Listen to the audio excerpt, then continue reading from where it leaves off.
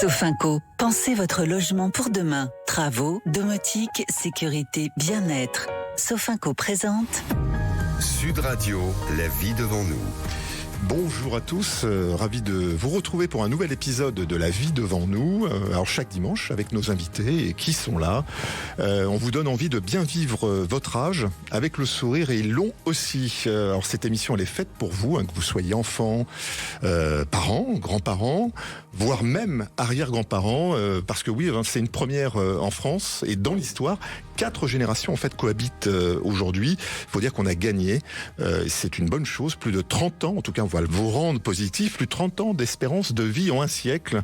Alors ici on partage des histoires de vie, des témoignages et puis des conseils concrets pour mieux vivre ensemble à tous les âges justement de la vie. Alors aujourd'hui une émission qui va être consacrée justement au bien vieillir sur 3 angles très concrets: le logement, l'alimentation et justement la prévention.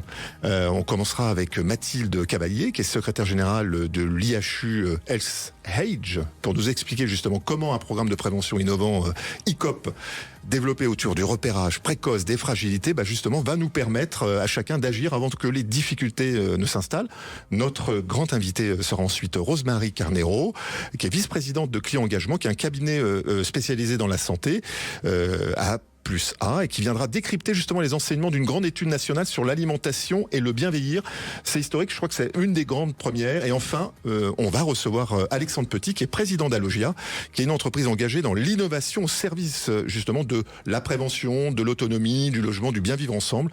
Une émission utile, éclairante, tournée vers l'avenir. Alors on n'oublie pas que cette émission est la vôtre. Vous nous appelez, vous nous posez vos questions et on les traite dans ces chroniques justement au 0826 300 300 et tout de suite bien vivre chez soi quand la prévention devient un outil concret pour préserver son autonomie. Sud Radio, la vie devant nous. Bonjour Mathilde Cavalier, alors vous êtes secrétaire générale de l'IHU, alors c'est l'Institut Hospitalo-Universitaire du Health Age. Alors avec nous, on va parler justement d'ICOP, qui est un programme issu de l'Organisation mondiale de la santé, l'OMS, pour repérer justement les fragilités chez les seniors et permettre des interventions précoces avant que la dépendance ne s'installe, avant qu'on ait des difficultés. Alors c'est le sujet un peu des Français, on parle beaucoup de prévention et en fait on n'en tient pas forcément compte justement. Est-ce que vous pouvez, Mathilde, nous expliquer simplement quel est le programme d'ICOP et d'où vient-il ? Bonjour à tous. Alors merci. Donc le programme ICOP est un programme de l'OMS. C'est issu de travaux très sérieux, scientifiques, avec des panels d'experts internationaux qui ont créé ce programme en 2018. Et ce programme, comme vous l'avez dit, vise à prévenir la perte de fonctions, des fonctions, ce qu'on appelle les fonctions essentielles, on y reviendra. Et il a commencé à se déployer en France, au sein de l'IHU, dès 2019. D'abord à Toulouse, en Occitanie, ensuite. Petit clin d'œil à Sud Radio aux origines, en tout cas. Et oui, bien sûr, le Sud avant tout, et bien sûr maintenant aussi partout en France. C'est quoi justement les capacités essentielles ? Alors, je vais peut-être mal le restituer, mais est-ce que vous pouvez nous dire lesquelles, très brièvement ? L'OMS a défini qu'on avait 6 fonctions essentielles pour pouvoir bien vieillir. Et bien vieillir, c'est pouvoir continuer à faire ce qui est important pour chacun d'entre nous.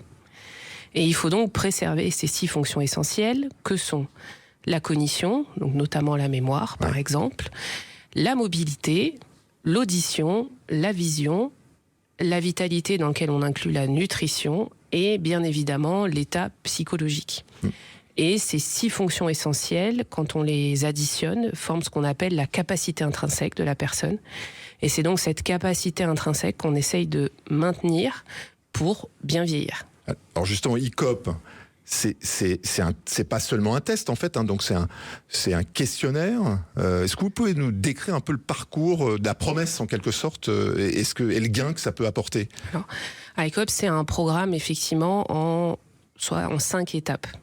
Mais évidemment, la première est un questionnaire très simple, parce que l'objectif, évidemment, c'est que ça puisse parler au plus grand nombre et que ça soit facile de s'engager dans la démarche. Donc c'est un questionnaire très simple qui va permettre, en quelques questions, très rapidement, de savoir si on a un problème, ou en tout cas un début de problème sur une de ces fonctions. Et si effectivement c'est le cas, ensuite, on attaque les étapes suivantes pour pouvoir confirmer si on a effectivement un problème et mettre les actions en place pour pouvoir le réduire à son maximum, voire complètement l'annuler. Ouais, alors, ce questionnaire, il est accessible sur Mon Parcours Santé, c'est ça ? Alors, le questionnaire, il est accessible. C'est pas pour faire un sondage, hein ? Non, absolument pas. Hein, pas de confusion pour nos auditeurs.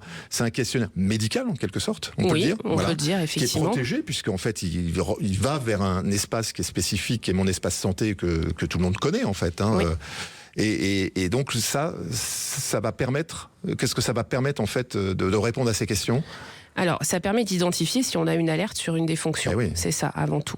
Et c'est un questionnaire, encore une fois, on parle de science, c'est issu de travaux scientifiques, donc vraiment très sérieux. Puis je vous dis, de panels d'experts internationaux auxquels nos chercheurs au sein de l'IHU ont très largement contribué. Et donc c'est un questionnaire, comme on le disait, qui est effectivement très simple, accessible soit par une application mobile, iCOP Monitor, qui est disponible sur... iCOP, I-C-O-P-E. Oui, on le retrouve sur les App Store. Voilà, ou sur tous les stores disponibles, Android ou Apple Store, mais aussi disponible via son navigateur Internet.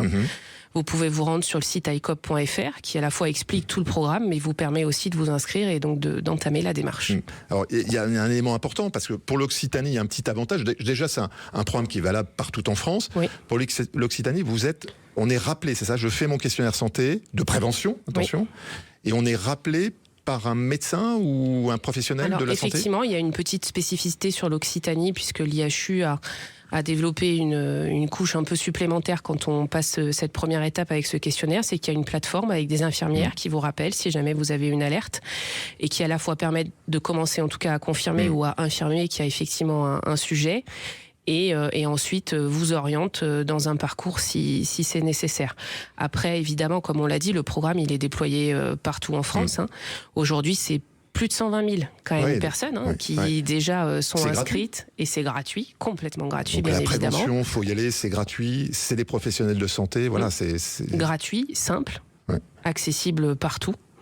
Et donc il y a quand même aussi d'autres régions qui ont commencé à mettre en place des accompagnements, comme c'est le cas en Occitanie, sur un échelon régional ou des échelons un peu plus petits. D'accord, donc on le retrouve sur Mon Espace Santé, ce n'est pas un sondage. Vous reviendrez, Mathilde, peut-être sur 2-3 interventions sur ce plateau. Merci beaucoup, Mathilde Cavaillé, pour ce regard très concret. Alors, on retient que prévention, en tout cas, c'est pas du tout un concept en fait abstrait avec iCOP. Chacun peut aujourd'hui se prendre en main, repérer les fragilités, être accompagné et faire que on ne subit pas sa santé et on se retrouve pas dans des problématiques beaucoup plus complexes de mobilité entre autres ou de maladies. Et puis bien vieillir, c'est pas seulement son cadre de vie, c'est aussi ce que l'on met dans son assiette. Et ça aussi, c'est un plaisir. C'est le thème de notre grand entretien. Sud Radio, la vie devant nous. Bonjour Rosemarie Carnero. Alors vous êtes vice-présidente client engagement chez Aplusa et vous avez publié une grande étude sur l'alimentation et le bien vieillir. J'en ai pas vu une jusqu'à présent et donc le premier renseignement c'est que les Français ont conscience que l'alimentation compte, ça c'est plutôt une bonne nouvelle, mais pas toujours comment en fait. Et puis vous êtes aujourd'hui notre grand invité du jour. Merci d'avoir accepté votre invitation. Et quel est le message principal qui ressort de cette étude ? Alors, le message principal, c'est que avant tout, on mange pour se faire plaisir. Ça, c'est ce que les Français vont retenir en numéro 1. Donc, 1 sur 2 va dire « je m'alimente avant tout pour me faire plaisir ». D'accord.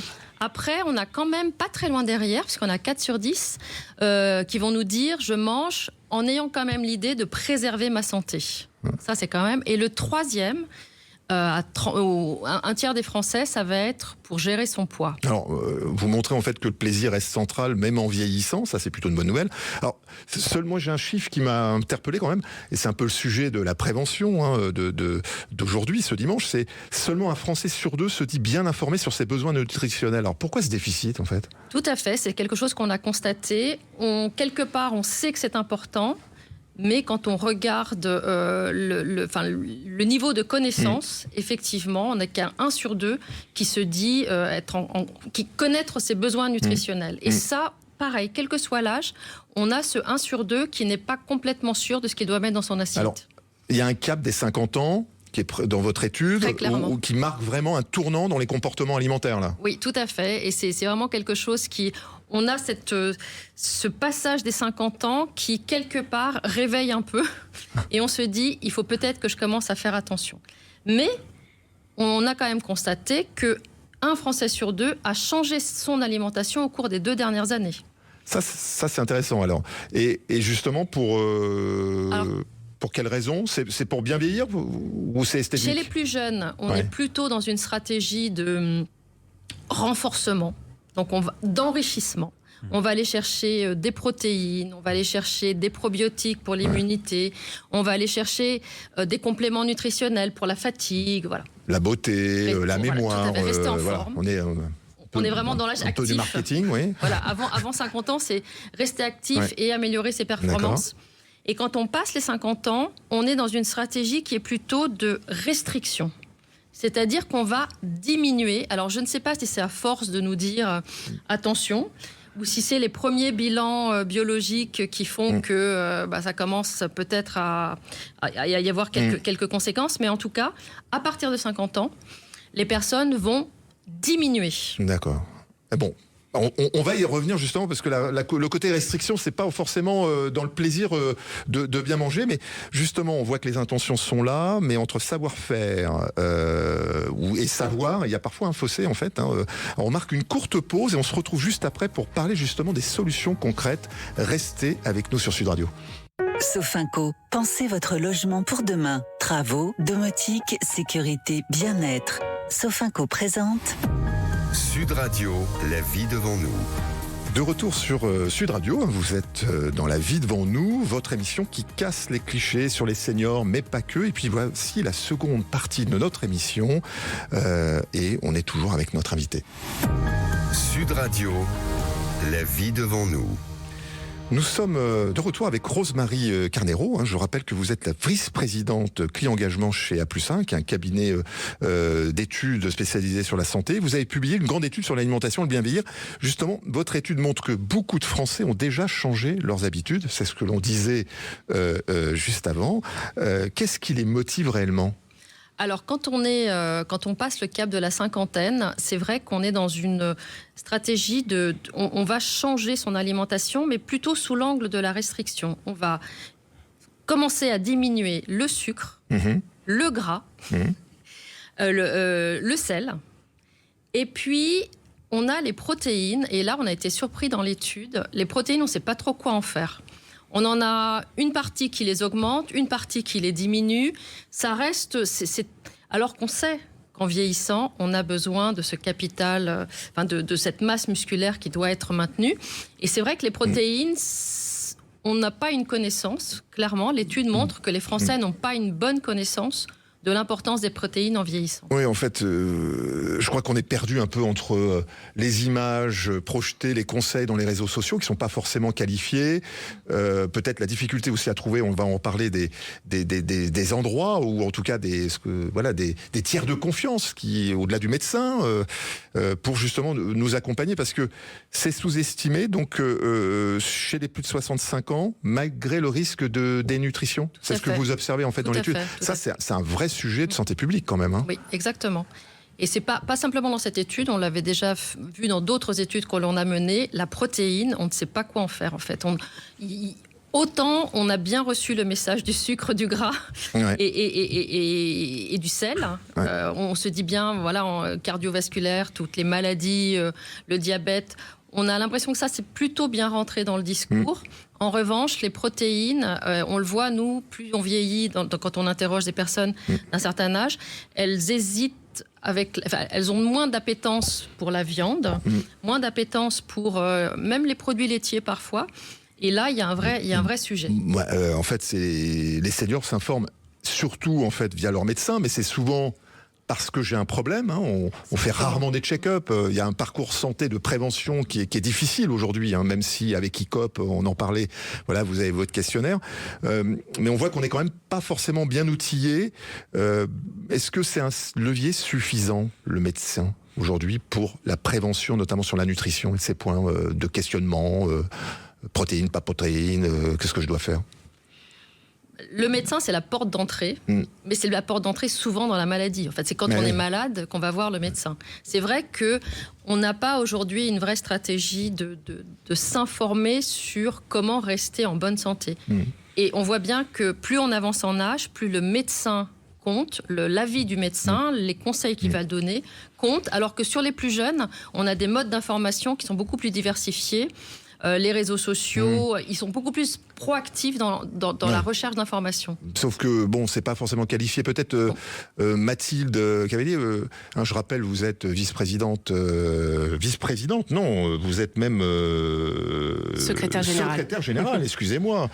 J'étais à l'anglo-saxonne, vous voyez, du programme ICOP. Comment vous réagissez justement à ce no man's land où on s'interroge au-delà du médecin Alors, c'est effectivement ce qu'on fait à l'Institut hospitalo-universitaire, qu'on va bientôt lancer, c'est ce qu'on a appelé une clinique universitaire de la longévité.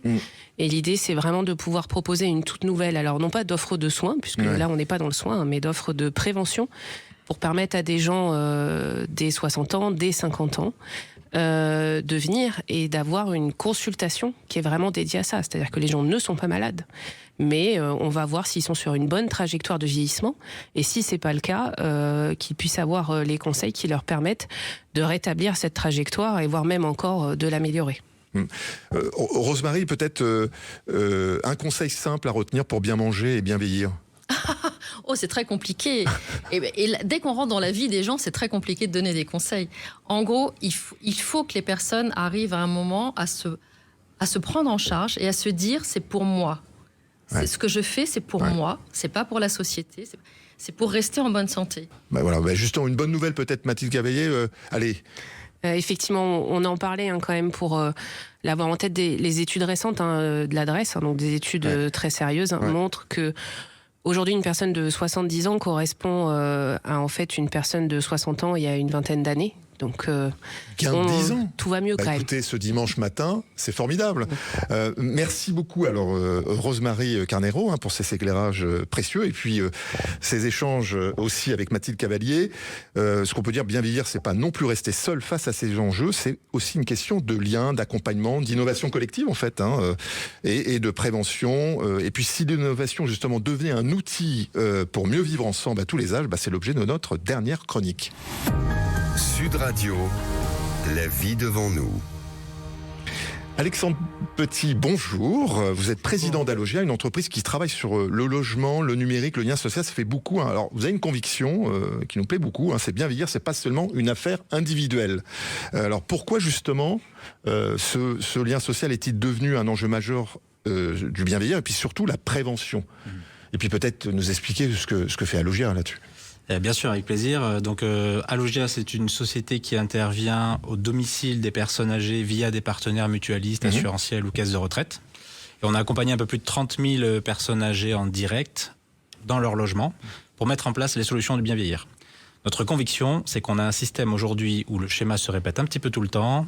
Personne ne s'identifie vraiment à être un senior, c'est toujours la personne du dessus. On n'a pas envie, Et pourtant, on en traite aujourd'hui, vous voyez, c'est le bien vieillir. C'est toujours quelqu'un d'autre de plus âgé. On ne veut pas trop entendre parler de dépendance, mais à un moment, il va y avoir quand même dans les parcours de vie un événement de rupture qui peut être une problématique de santé, on en a beaucoup parlé, décès d'un conjoint, un passage à l'hôpital, peu importe, qui va accélérer la perte d'autonomie. Et quand même, aujourd'hui, malgré tous les efforts qui sont faits, notre système, il intervient beaucoup en curatif à la suite de cet événement. On met des pansements quand les solutions sont arrivées. C'est un parcours du combattant pour les seniors, pour les aidants. Et avec 18 millions de Français de plus de 60 ans et 5 millions d'aidants qui les accompagnent, il va falloir qu'on change un peu de pragmatisme et qu'on aille vers la prévention. Alors justement, comment vous faites la prévention chez vous ? Très concrètement, nous, on intervient directement au domicile des personnes pour aller faire un bilan auprès d'elles, avec des professionnels de santé diplômés d'État, des ergothérapeutes, dont la spécialité... C'est une nouvelle profession, ça. On en avait parlé dans une précédente émission. C'est une profession qui monte, mais qui est loin c'est un professionnel de santé, c'est un diplôme. Oui, c'est un professionnel de santé diplômé d'État. Et on va s'intéresser, pas forcément au sujet de la santé, qui est plutôt le sujet du médecin, mais vraiment à tout ce qui va être l'environnement de la personne. Parce que pour bien vieillir, il faut aussi avoir un logement adapté. Il faut avoir des solutions comme du matériel médical. On peut se poser des questions sur la téléassistance, des services à la personne. On peut avoir des aides financières. Et tout ça, c'est assez opaque et c'est très dur d'arriver à se repérer. Donc nous, le but, c'est d'être un interlocuteur unique. D'accord. Qui peut faire un bilan qualifié avec un vrai savoir-faire. Et puis, surtout que ce bilan, ça reste pas un rapport au chevet, mais ça soit des solutions qui soient installées concrètement chez les gens pour essayer de repousser cet événement de rupture. Et donc, passer de 10 ans d'espérance de vie en bonne santé à 20, 30, peut-être dans les prochaines années. Donc là, aujourd'hui, vous avez traité combien? Vous êtes partout en France? On intervient partout en France, on a accompagné un peu plus de 30 000 personnes en direct. D'accord. Toujours via nos partenaires. Bien parce sûr, que... caisse de retraite, mutuelle, c'est par ce biais-là en fait. N'hésitez pas, chers auditeurs, à questionner vos avantages que vous avez dans des mutuelles. Les caisses de retraite, vous le faites rarement. La prévention, c'est voilà, on se dit j'ai le temps. Je Alors pense qu'il y a des programmes très oui. intéressants qui sont proposés et qui sont gratuits, pris en charge par les mutuelles et les caisses de retraite. Je pense que le gratuit est important. Ouais. Parce qu'en France, payer quelque chose qui est lié à la santé, et en particulier pour de la prévention, c'est parfois complexe. Du coup, on ne sait pas trop où s'orienter pour avoir accès à ces services. Ouais. Donc, vous avez raison, il faut passer par des organismes qui l'accompagnent. Et alors, justement, comment peut-être mieux embarquer pas joli, mais comment mieux stimuler les seniors pour les amener à faire de la prévention, des check-up, le plaisir de bien manger, de s'informer, aller voir des programmes ICOP. Tout ça, c'est fait par des professionnels, en fait, et on s'aperçoit que c'est un peu dilué. Comment créer une impulsion pour vous? Déjà, il y a des messages communs à faire passer. Je pense que tout le monde sait qu'il faut manger 5 fruits et légumes par jour. Sam, celui qui conduit, celui qui ne boit pas, tout le monde connaît. Par contre, la prévention pour bien vieillir, comment est-ce que je m'oriente, c'est un peu plus opaque. Et après, je pense que la promesse dont on a beaucoup parlé aujourd'hui, c'est... Moi, j'ai jamais encore rencontré quelqu'un qui veut pas gagner de l'espérance de vie en bonne santé. Tout le monde. C'est pas mal comme slogan. Tout le monde en veut. Écoutez, on va le mettre. C'est le slogan de l'émission, ça. Voilà, ça fera une petite innovation en plus pour la matinale. Et à quoi, les dernières questions très vite, à quoi ressemblerait le vivre ensemble dans 10 ans? Le bien vieillir, comment vous le voyez Alors celle-là, c'est une question un petit peu difficile, mais on va dire qu'il y a un vrai sujet d'adaptation des logements au bien vieillir qui nous concerne aujourd'hui. Et je pense que dans 10 ans, le vrai virage qu'on va avoir, c'est les EHPAD seront des plateformes de fin de vie et c'est nécessaire, mais tout le monde veut vieillir le plus longtemps possible à son domicile. Et donc c'est un vrai virage vers le domicile, vers la prévention, vers l'accompagnement, la connexion au parcours de soins. Donc c'est ça notre challenge. Sans transformer sa résidence principale, son logement en fait en résidence médicalisée. Je pense qu'il y a des tropismes, il y a des peurs. Voilà, c'est pas du tout le cas. Merci beaucoup Alexandre Petit. On retient que bien vieillir, c'est pas seulement ajouter des années à la vie, mais surtout de la vie aux années. C'est pas mal aussi. Pour ce dimanche, merci à nos invités, merci de votre fidélité sur La Vie devant nous, chaque semaine sur Sud Radio. Merci à vous tous de nous avoir écoutés. Je vous laisse en compagnie de Christophe Debien pour La Planète Demain sur Sud Radio. Rendez-vous dimanche prochain de midi à 12h30. Pour ceux qui souhaitent écouter ou partager l'émission La Vie devant nous en podcast et en replay sur l'application Sud Radio ou le site sudradio.fr, c'est possible. Allez-y, bon dimanche, bon appétit, portez-vous bien. Avec Sofinco, pensez votre logement pour demain. Travaux, domotique, sécurité, bien-être.